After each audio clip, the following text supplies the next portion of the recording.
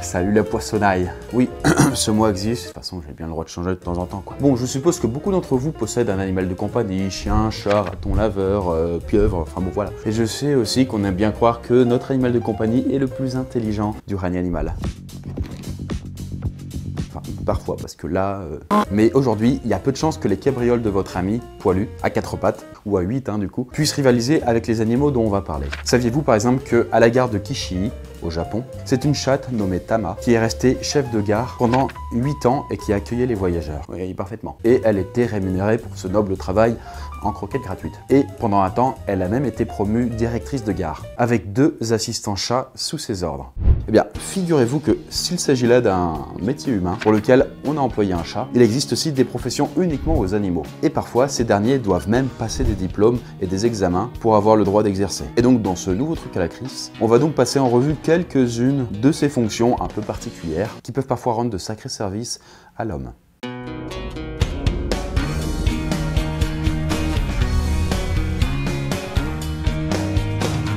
Alors pour ce premier truc, j'aimerais vous parler des chiens guides d'aveugles. Vous en avez déjà sans doute croisé dans la rue, j'imagine. Et vous savez qu'ils sont très utiles aux personnes malvoyantes. Eh bien, on va voir que, bien plus que ça, il s'agit d'un véritable métier. Et qui connaît quelques similitudes avec notre propre monde professionnel. Alors pour commencer, devenir chien guide, ce n'est pas simplement obéir à assis, touché, va là-bas, machin chose. Cela demande au contraire beaucoup plus de travail de la part de l'animal. Par exemple, pour pouvoir assister une personne dans ses tâches quotidiennes, le chien guide doit être capable de répondre à plus d'une cinquantaine d'ordres différents. Il doit savoir non seulement guider son maître, mais aussi repérer les escaliers et les obstacles sur sa route, mémoriser des parcours à pied, utiliser les transports en commun, reconnaître les boîtes aux lettres ou les distributeurs de billets.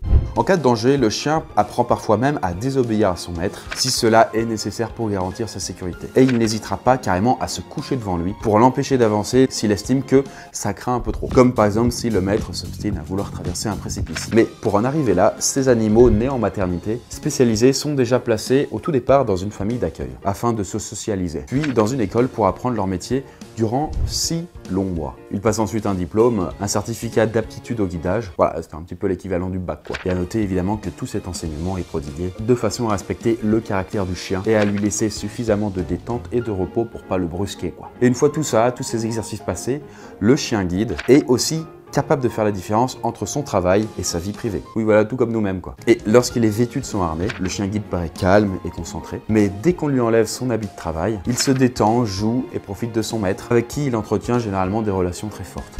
Et tout comme vous également, le chien a le droit de partir à la retraite. Lorsque l'animal approche de ses 10 ans, il peut arrêter de travailler et couler des jours paisibles, en restant auprès de son maître ou en partant dans une famille qui saura s'occuper de lui.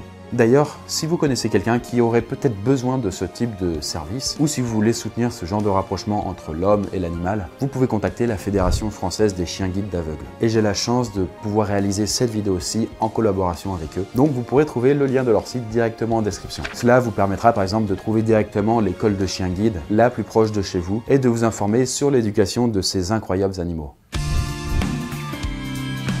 Pour ce deuxième truc, on va parler d'un animal qui a été utilisé par l'homme depuis la nuit des temps. Enfin presque, depuis l'Antiquité, c'est quand même il y a plus de 3000 ans. Et il s'agit du pigeon voyageur. Bon, vous allez me dire, tout le monde sait de quoi il s'agit plus ou moins. Mais je vais quand même faire un petit récapitulatif pour ceux qui dorment au fond de la classe. Il n'y a pas de souci, hein, voilà, on fait ce qu'on veut. Bien, les pigeons voyageurs sont des animaux qui, grâce à leur exceptionnel sens de l'orientation, sont capables de transmettre des messages d'un lieu à l'autre. Bon, ça, on le savait déjà, hein, merci Captain Obvious. Cela dit, je suis sûr que beaucoup sous-estiment l'importance que ces pigeons ont joué dans l'histoire. Puisque les pigeons voyageurs, tout simplement, sont restés l'un des moyens de communication à longue distance privilégiés par l'homme pendant des milliers d'années, jusqu'à ce qu'arrivent les technologies qu'on connaît, actuelles, SMS, Snapchat, machin de choses. Et donc ces pigeons étaient utilisés à des fins commerciales, journalistiques, mais surtout militaires. Et quelques-uns d'entre eux sont même devenus de véritables icônes, comme le pigeon nommé Vaillant. Lors de la Première Guerre mondiale, lors de la bataille de Verdun en 1916, le commandant Raynal et ses troupes sont aux abois au sein du fort de Vaux, face aux forces allemandes. Le dernier espoir du commandant, c'est ce pigeon, le seul qui lui reste et qui doit absolument réussir à transmettre les nouvelles du carnage à l'extérieur. Nous tenons toujours, mais subissons une attaque par les gaz et les fumées très dangereuses. Il y a urgence à nous dégager. Faites-nous donner de suite communication optique avec Souville qui ne répond pas à mes appels.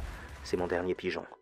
Et contre vents et tempêtes, à travers les fumées toxiques et les mitrailles, Vaillant réussit à remettre son message, mais arrive presque mourant à destination. Symbole de Verdun et de la résistance, Vaillant a reçu le diplôme de la Bague d'honneur, une citation à l'ordre de la nation, et a même été décoré de la Croix de guerre. Alors aujourd'hui, les pigeons voyageurs ne sont presque plus utilisés en Europe, mais aux États-Unis, l'US Navy continue de faire appel et confiance à ces oiseaux, qui sont utilisés afin de repérer et de sauver des naufragés en pleine mer.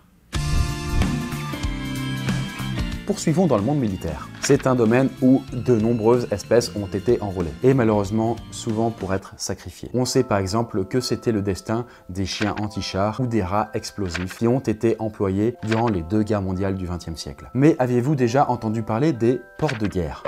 Aussi appelés cochons incendiaires. Eh bien, ils étaient utilisés durant l'Antiquité pour défendre les villes, mais pas de la façon dont vous l'imaginez. C'est pratique, hein, pas besoin de leur apprendre à combattre. Non. Les porcs étaient tout simplement enduits d'huile ou de n'importe quelle substance capable de s'enflammer et à laquelle eh bien, on mettait le feu. On faisait brûler les cochons, quoi.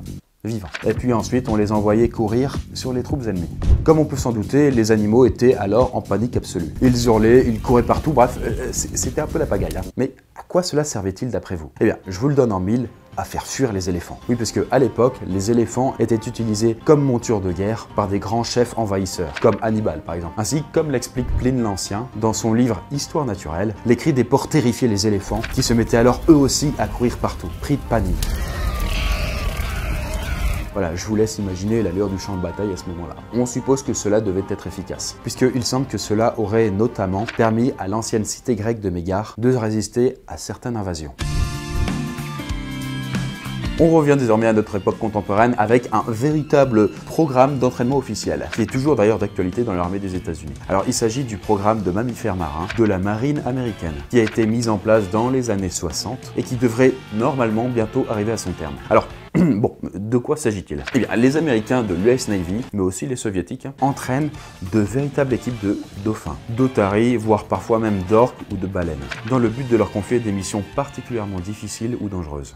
Et parmi ces missions, on trouve par exemple le déminage de certaines zones à risque, la protection aussi des bateaux et des ports contre les nageurs de combat en temps de conflit, ou encore aussi la recherche d'épaves oubliées ou le sauvetage de plongeurs perdus. Donc c'est assez vaste, voilà, c'est toujours dans la flotte tout ça.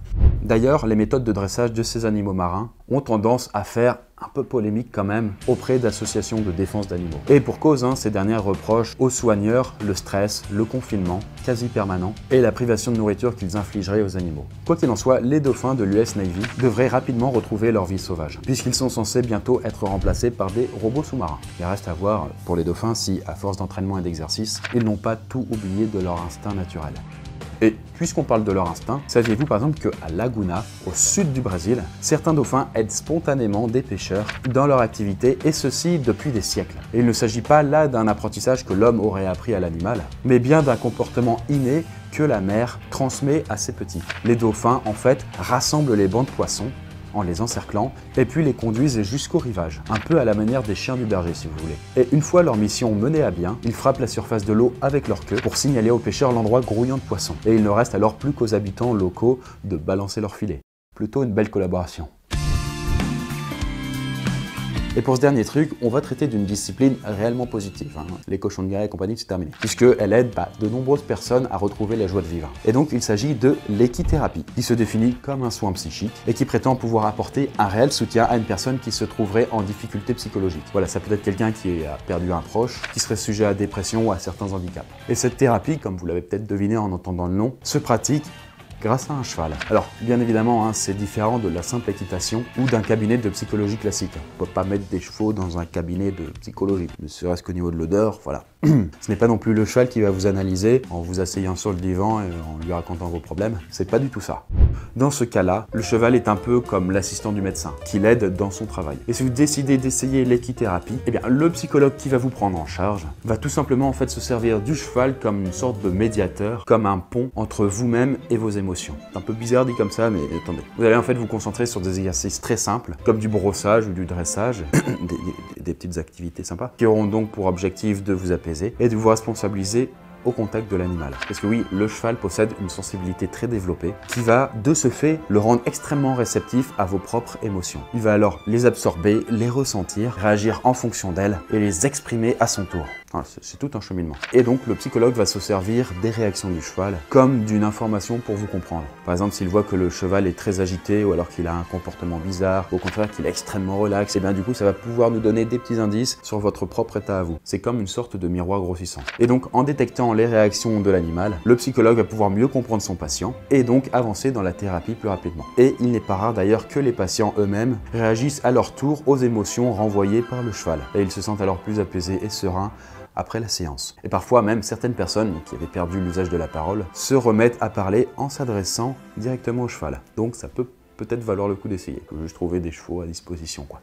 Et voilà la poiscaille pour tout ce petit bestiaire d'animaux, j'espère tous impressionnants à leur manière. Évidemment, il y a encore plein d'autres domaines où leur intelligence ou leur instinct est utilisé pour donner un coup de main à l'homme. On connaît par exemple les chiens policiers qui sont capables de repérer des stupéfiants grâce à leur odorat surdéveloppé ou même de retrouver des personnes sous les décombres. Mais il existe aussi des chiens guides écouteurs qui aident cette fois-ci les personnes malentendantes un peu à la même manière que les chiens pour aveugles. Ou encore, il y a aussi des animaux qui ont une véritable carrière au cinéma, comme à tout hasard le chien Rintintin qui a quand même, mine de rien, son étoile sur le Hollywood Boulevard. Et en continuant sur le chien, je rappelle une dernière fois pour ceux qui connaissent une ou plusieurs personnes malvoyantes et qui pourraient apprécier l'aide de chiens guides dans leur vie de tous les jours, eh bien qu'il y a le lien du site web de la Fédération française des associations de chiens guides d'aveugles. Je vous laisse donc le soin de vous renseigner sur tout ça si vous le souhaitez. Et moi, bien sûr, je vous dis à la prochaine dans une nouvelle vidéo. Bye.